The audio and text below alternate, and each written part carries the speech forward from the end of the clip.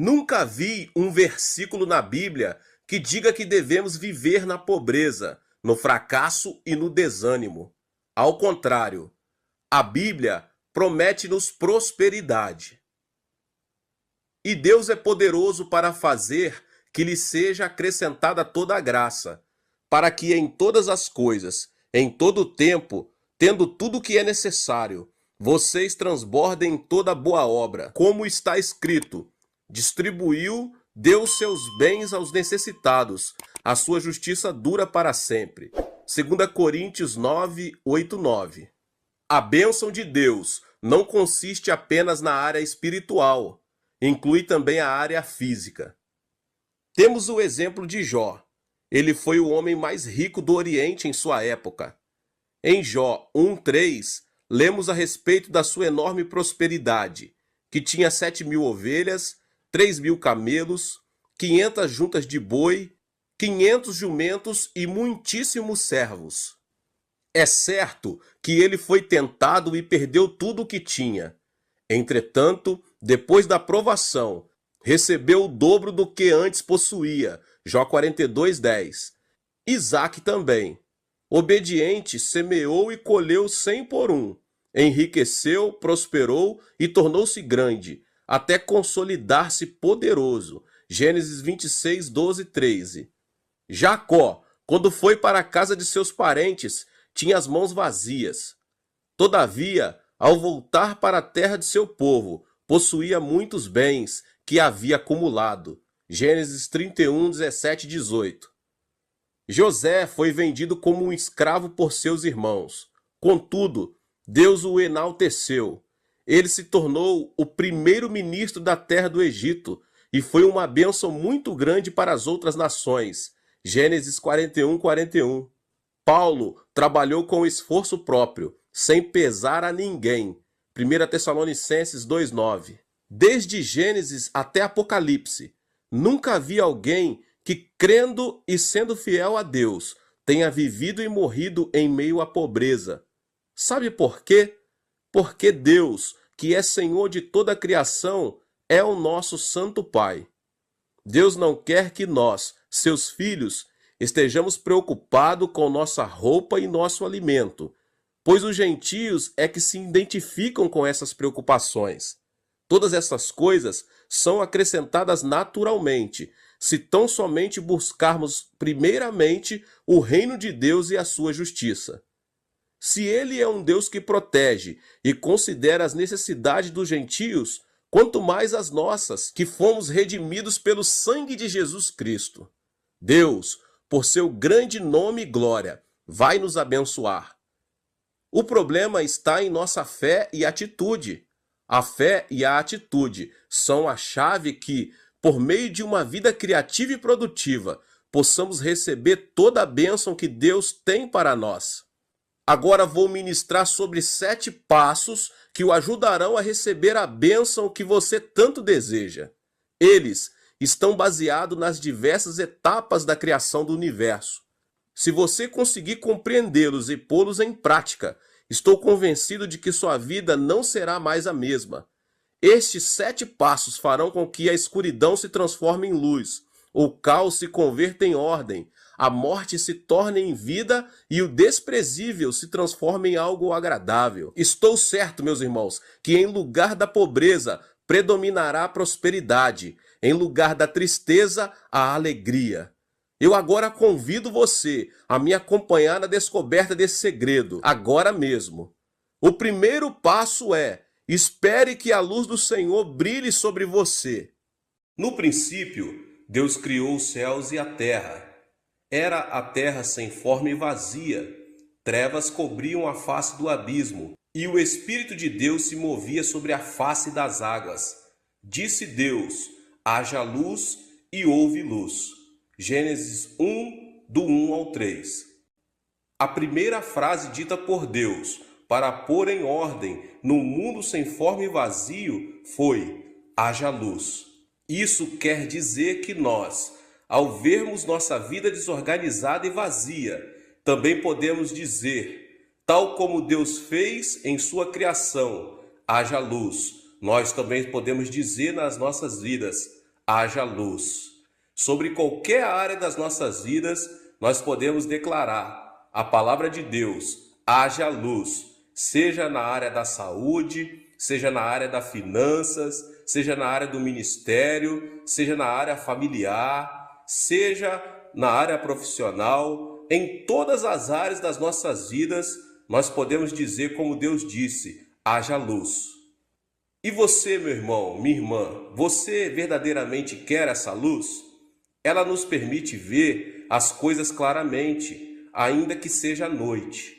Espiritualmente falando, a luz permite nos ver claramente a direção que devemos dar os nossos passos. Agora, o que fazer para que a luz ilumine nossos passos? Primeiramente, ore com fervor. Em seguida, é preciso declarar, no momento em que creu, ter recebido a fé para aceitá-la, porque a luz resplandecerá sobre a vida na forma de visões e ideias criativas. Agora eu compartilho com vocês um testemunho de uma irmã de minha igreja. Uma irmã que era membro da minha igreja. Teve, certa vez, uma série de dificuldade financeira por causa de um problema de negócios. Com 5 filhos, a situação não garantia nenhuma segurança. Tal foi sua ansiedade que ela decidiu passar dias em oração e jejum. Certo dia, enquanto orava, uma luz brilhou e ela teve uma visão clara, ela teve uma substância. Nela, a irmã viu muito claramente um local que Deus a mostrou. Sem duvidar um instante, ela teve certeza de que a visão vinha de Deus, vinha dos céus. Um mês depois, abriu um negócio exatamente no local mostrado na visão. E a partir de então, o Senhor a supriu para quitar toda a dívida financeira que ela tinha. Então, meus irmãos, o primeiro passo para conseguir uma vida criativa é esperar que a luz de Deus brilhe sobre a sua vida. Espere pela luz do Senhor Jesus. Não se mova, nem decida fazer alguma coisa por sua conta própria, antes de ver a luz de Deus. Hoje muitas pessoas não sabem como sair e escapar do abismo de suas vidas, porque preferem depender de suas próprias forças e de seus próprios métodos humanos. Portanto, eu quero deixar muito claro que, se você realmente deseja uma vida de bênção e êxito, você deve esperar em oração e meditação na palavra, até que a luz de Deus resplandeça sobre sua vida. A luz criativa de Deus revelará ao seu coração qual o seu dever, o que você deve fazer, é o direcionamento de Deus para a sua vida. A luz de Deus que está brilhando sobre você, sobre a sua vida, pode vir de diversas formas. Ela pode vir através dos sonhos, ela pode vir através de visões, ou uma palavra específica enquanto alguém está pregando. Talvez nessa palavra agora que você está ouvindo, Deus já está clareando na sua mente um propósito, uma ideia criativa, algo que você precisa fazer que vai realmente mudar a sua situação, uma revelação de Deus específica para a sua vida. Então, a fim de usar sua fé, é preciso que você tenha a visão de um objetivo claro que Deus te mostrou. A fé é a substância das coisas, coisas nítidas, coisas que se esperam. É preciso que a pessoa tenha um anelo ardente no seu coração pela mudança. Se não o tiver, então espere e peça que Deus lhe conceda, que Deus entregue isso a você, para que você consiga alcançar a substância. Você precisa ter a substância de algo que você está precisando. Você precisa ver, você precisa, em nome de Jesus Cristo, ter uma imagem da sua vitória, da sua bênção na sua vida. Então clame pela palavra de Deus, proclame, pois a sua palavra se espalha e cria.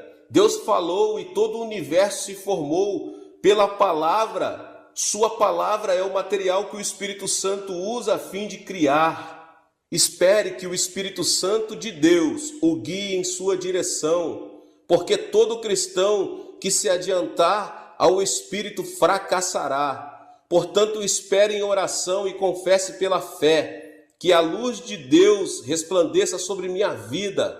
Haja luz, haja luz, haja luz em minhas finanças, haja luz em minha saúde, haja luz em minha família, haja luz em meu ministério, haja luz em todas as áreas da minha vida. Você pode dizer isso com fé, em o nome de Jesus. Agora, meus irmãos, o segundo passo, céus abertos, a chave do milagre. Depois disse Deus: haja entre as águas um firmamento que separe as águas das águas. Então Deus fez o firmamento e separou as águas que ficaram abaixo do firmamento das que ficaram por cima. E assim foi. Ao firmamento Deus chamou céu. Passaram-se a tarde e a manhã. Esse foi o segundo dia. Gênesis 1, do 6 ao 8. No segundo dia da criação, Deus disse: haja entre as águas um firmamento que separe as águas das águas. O cosmo, que até esse momento se encontrava cheio de águas, foi dividido em dois, e no meio observou-se os céus. De acordo com o primeiro passo, já recebemos a luz de Deus. No entanto, a verdade é que tudo que nos rodeia está cheio de águas de ansiedade, desesperança e maldição. O segundo passo indica que as águas da desesperança devem ser divididas em até duas, até que possamos ver com nossos próprios olhos os céus, que simbolizam a esperança. O céu envolve a presença divina e sua palavra, pois a palavra dará lugar ao milagre. Consequentemente, da mesma forma que na criação do universo, nós também precisamos ver os céus abertos. A porta do céu tem de se abrir. Não podemos depender de nossos próprios esforços, e sim da bênção divina por meio dos céus abertos, pois por eles ouviremos a voz de Deus. Se podes crer, tudo é possível ao que crer. Você pode notar os céus abertos em sua vida e em seu coração? Você pode ver a expansão da fé em sua vida? Se pode, diga de todo o coração: Senhor, confesso que hoje é o dia do milagre. Você deve crer que o milagre acontecerá no seu trabalho. Tenha a convicção que em sua família também o milagre se apresentará. Espere o milagre em oração. A pessoa que não teve a experiência dos céus abertos em sua vida nunca terá a alegria de desfrutar um milagre celestial. Porque para essa pessoa, a palavra de Deus não é a palavra de poder, viva e eficaz. Um dos piores defeitos na vida de um cristão é a falta de perseverança. Na época do dilúvio, Noé e sua família não viram uma gota sequer da água durante 150 dias, pois a arca era uma embarcação de janelas. Noé fez uma arca com 3 andares, com uma porta grande que, de acordo com a Bíblia, fora fechada por Deus. Consequentemente, a única coisa que ele e sua família podiam ver era o céu, por uma janela localizada na parte superior da arca. Choveu durante 40 dias e 40 noites, e uma grande inundação cobriu a terra, prenúncio para essa família de um futuro sombrio e sem esperança. No entanto, a única coisa que Noé viu foi o céu. O que isso significa, meus irmãos? Existe uma lição que deveríamos saber e considerar seriamente? Sim, pois esse relato ensina que devemos observar o céu, esperar a promessa e o milagre do Senhor, por mais que as circunstâncias se apresentem difíceis e adversas. A janela pela qual observamos o céu é a Bíblia. Somente por meio dela poderemos observar os céus abertos. A palavra nos consolidará, fará aumentar nossa fé e nos dará capacidade suficiente para poder observar claramente o milagre celestial. Portanto, meus irmãos, eu aconselho cada um de vocês a irem à igreja, ouvir as mensagens de fé, ler a Bíblia, a palavra de Deus, e manter um alto grau de esperança com relação ao milagre. Creia que hoje será o dia em que o sobrenatural acontecerá em sua vida, em o nome de Jesus. Não duvide que o dia de amanhã será melhor do que o dia de hoje. que o mês seguinte será mais próximo que o atual e que o próximo ano será muito melhor que este. A chave do sucesso está nos céus abertos. Os que olham para as águas do desânimo cairão no abismo, mas os que creem e esperam no milagre celestial receberão as asas da palavra e serão como águias, voarão sob o céu aberto e não cessarão. O passo número 3. Faça planos específicos. E disse Deus: ajuntem-se num só lugar as águas que estão debaixo do céu, e apareça a parte seca. E assim foi. A parte seca Deus chamou terra, e chamou mares ao conjunto de águas. E Deus viu que ficou bom. Então disse Deus: cubra-se a terra de vegetação, plantas que deem sementes e árvores cujo fruto produzam sementes de acordo com as suas espécies. E assim foi. Gênesis 1, 9 ao 11. Nada aconteceu enquanto a terra esteve submersa nas águas. Entretanto, quando a parte seca foi descoberta pela palavra de Deus, apareceu a terra fértil. As árvores cresceram e deram fruto. A que corresponde essa terra fértil em nossa vida, meus irmãos? Corresponde a organizar planos específicos que implicam visão, propósito e determinado tempo sob a direção do Senhor. Eu entendo que Deus nunca abençoa planos vagos e sem propósitos determinados. Você quer que sua igreja cresça? Então, como pastor, especifique seus planos e suas estratégias com relação ao crescimento da igreja. Pense e calcule quantas pessoas por semana deveriam visitar sua igreja pela primeira vez para chegar ao número que você deseja. Sem dúvida, o plano implica também determinar o tempo. Se você é comerciante, organize sua agenda e seus planos específicos e creia no milagre. Determine a variedade de produtos a serem vendidos, o tamanho da área que você deseja alcançar, a importância do lugar, o faturamento diário e etc. Devemos nos estabelecer na terra fértil, sobre a qual produziremos frutos e diremos com toda a nossa força: faze um milagre, Senhor, e ele agirá. Por maior que seja a terra, se ela estiver debaixo da água, nenhum mapa será capaz de apontar sua existência. A parte seca tem de ficar descoberta para se converter em terra fértil e dar fruto. Planos e propósitos terão de surgir de seu coração. Desse modo, Deus poderá abençoar a terra fértil e dar fruto. Nenhum propósito que não seja específico poderá ser abençoado por Deus e, consequentemente, nunca poderá dar fruto. Não conheço nenhum propósito específico que não tenha sido abençoado por Deus.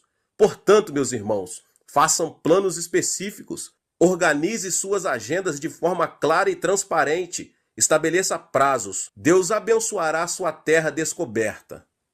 O quarto passo é: deixe que o sol, a lua e as estrelas iluminem sua vida. Disse Deus: haja luminares no firmamento do céu, para separar o dia da noite. Sirvam ele de sinais para marcar as estações, dias e anos, e sirvam de luminares no firmamento do céu, para iluminar a terra.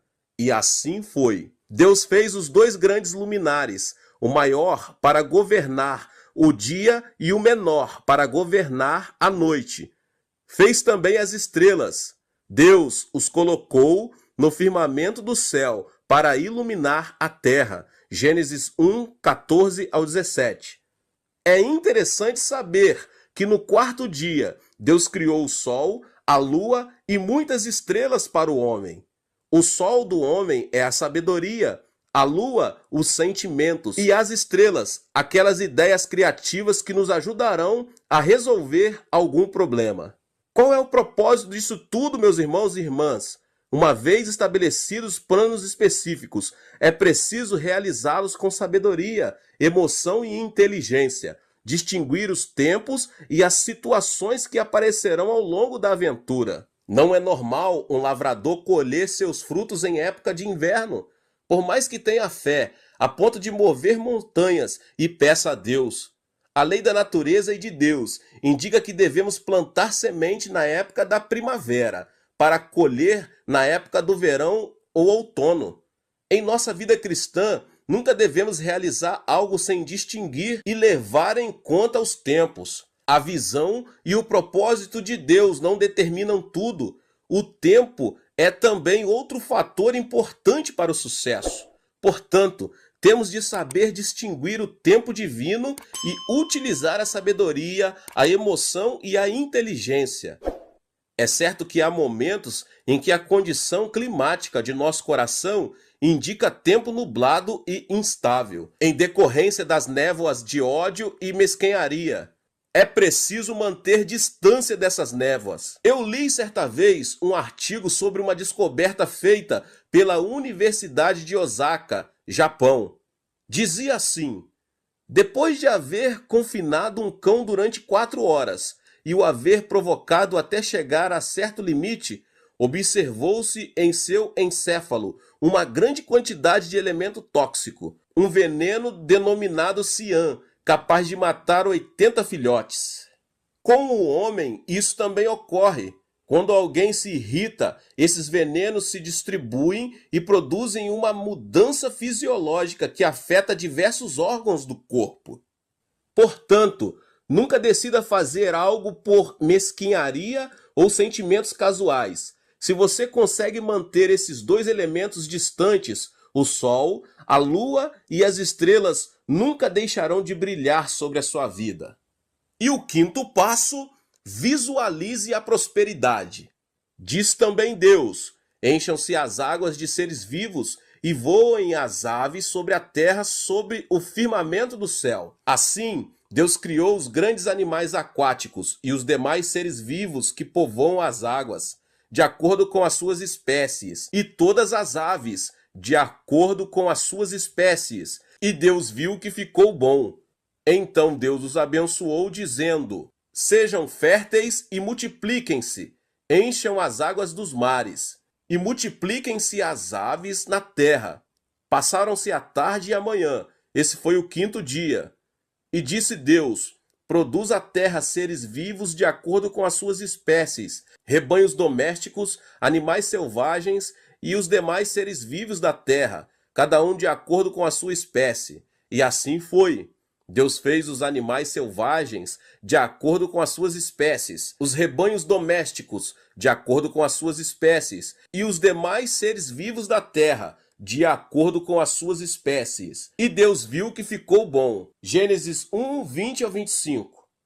No quinto e sexto dias da criação, Deus encheu a terra e as águas de seres vivos. Na expansão dos céus, as aves, sobre a terra, espécies variadas de animais, nas profundezas das águas, grandes animais aquáticos. Imagine-se dono de tudo isso. Que tipo de ideia viria à sua mente? Uma autoimagem positiva de prosperidade ou uma imagem negativa de pobreza e miséria? Sem dúvida, uma imagem de prosperidade agora está na sua mente. Portanto, nunca deixe de visualizar a prosperidade. Deixe que em seu coração se movam com liberdade as aves, os animais e os peixes do mar. Deixe que a prosperidade prolifere em seu coração. Ao continuar visualizando a prosperidade em sua mente, as ondas de prosperidade fluirão de você, e pelo princípio da massa, seu sucesso produzirá outro sucesso, sua bênção outra bênção, e a prosperidade não deixará de aumentar, a tal ponto que você ficará rodeado de êxito e de bênção. Mas se você continuar visualizando o fracasso e a pobreza e disser: não posso, sou um fracasso, sou pobre, sempre o fui, as ondas de pobreza que fluem de você atrairão outra pobreza e outro fracasso. Se você mantém um pensamento negativo como esse, de acordo com o princípio da massa, nunca poderá sair da miséria, da pobreza e da doença, pois estas o alcançarão.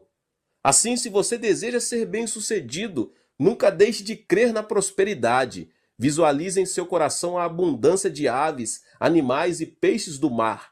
Permita-se encher de imagens de prosperidade e sucesso. A parábola dos talentos, em Mateus 25, relata que, Ao servo que recebera 5 talentos e fora trabalhar para ganhar outros 5 talentos, foi dado mais 1 talento.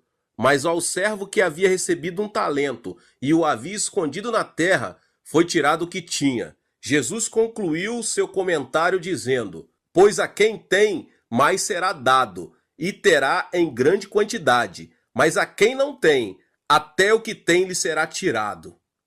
Eu o abençoo em o nome do Senhor Jesus Cristo, com relação ao trabalho, e que você possa visualizar a sua prosperidade, felicidade e a saúde. E o 6º passo é: pense afirmativamente.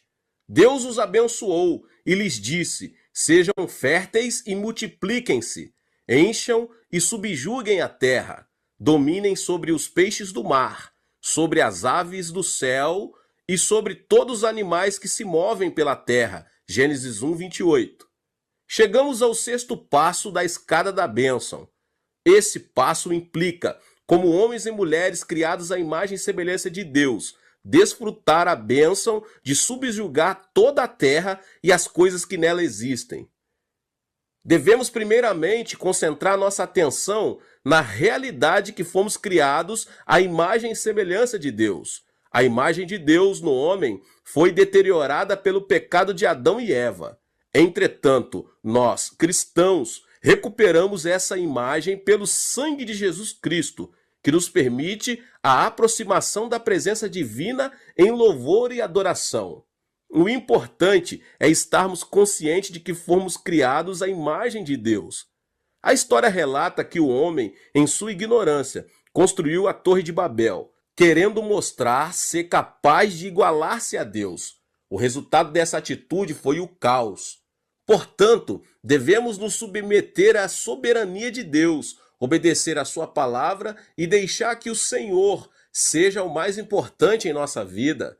Deus nos disse para subjugarmos a terra. Esse ato de conquista implica que devemos mostrar uma atitude ativa. Temos de avançar com todas as nossas forças. Não podemos esperar que o Senhor abençoe nossa vida, se desfrutarmos e gastarmos tudo o que queremos e não nos esforçamos e nem mostramos seriedade em nosso objetivo. Com uma vida assim, nunca poderemos ressaltar a diferença da bênção de Deus. Se você quer ser líder, deve comprometer-se com um alto grau de responsabilidade.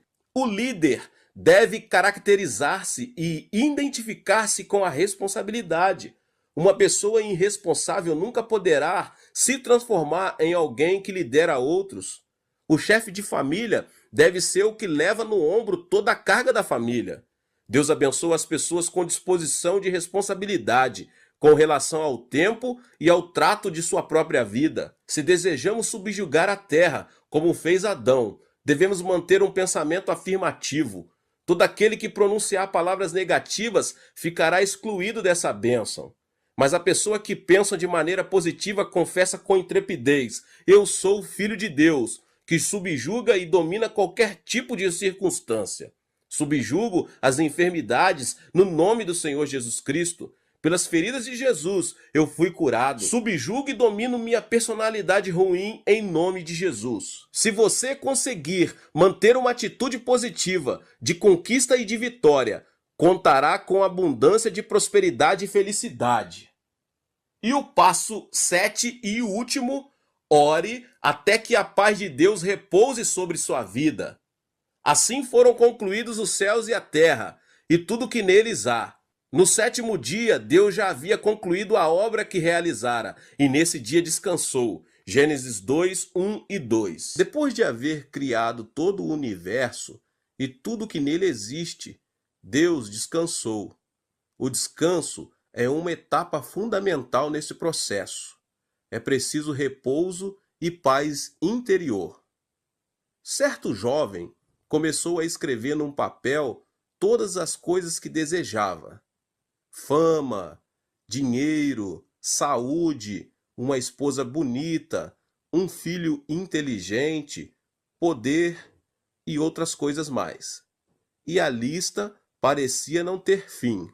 Uma vez terminada a extensa lista, foi mostrá-la a um professor. muito estimado pelo jovem. Olhe, professor, anotei neste papel especificamente todas as coisas que considero importante.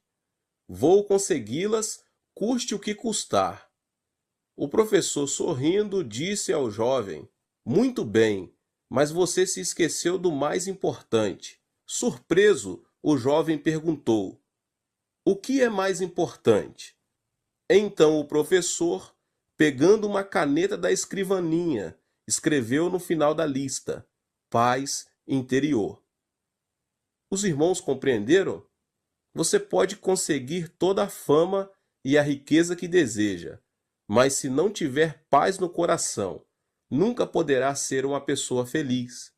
Essa é a razão por que Deus descansou no sétimo dia. Todo o início e todo o fim estão nas mãos do Onipotente. Deus foi quem deu início à criação deste mundo físico e repousou ao terminar sua obra. Não existe nada no universo que tenha sido criado pelo homem. Deus criou o homem depois de haver criado todo o universo. Em consequência, Adão não precisou fazer nenhuma obra. Foi Deus quem criou e, além disso, ele governa este mundo. O homem é quem deve crer no Senhor, adorá-lo e louvá-lo todos os dias. A razão para Adão e Eva serem expulsos do jardim do Éden foi o fato de eles terem desejado criar e dominar seu próprio mundo. A obra criativa é um privilégio de Deus. Consequentemente, para termos sucesso, devemos deixar que Deus faça a obra por nós e não nós por Deus. Você tem dificuldades em sua vida? Peça a obra a Deus e deixe que Ele a faça. Aproxime-se da presença divina e deixe Deus operar o milagre, porque só assim você poderá desfrutar a bênção do repouso e da paz interior, que em seu coração serão como faróis lhe mostrando que Deus tomou o controle da sua vida. A Bíblia diz em Mateus 11, versos 28, 29 e 30, Venham a mim, todos os que estáis cansados e sobrecarregados, e eu lhes darei descanso. Tomem sobre vocês o meu jugo e aprendam de mim, pois sou manso e humilde de coração, e vocês encontrarão descansos para as suas almas, pois o meu jugo é suave e o meu fardo é leve.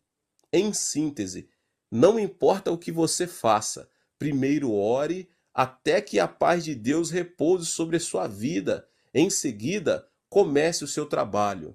Eu ensinei para os irmãos da Coreia, principalmente para os irmãos da minha igreja, essa prática.